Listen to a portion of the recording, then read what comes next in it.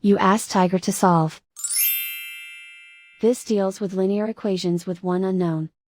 The final result is n equals 90. Let's solve it step by step. Group all constants on the right side of the equation.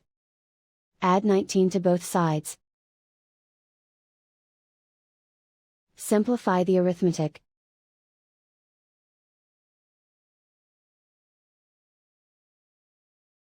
Isolate the n.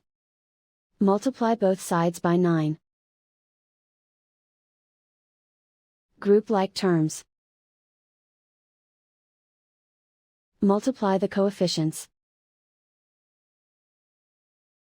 Simplify the fraction.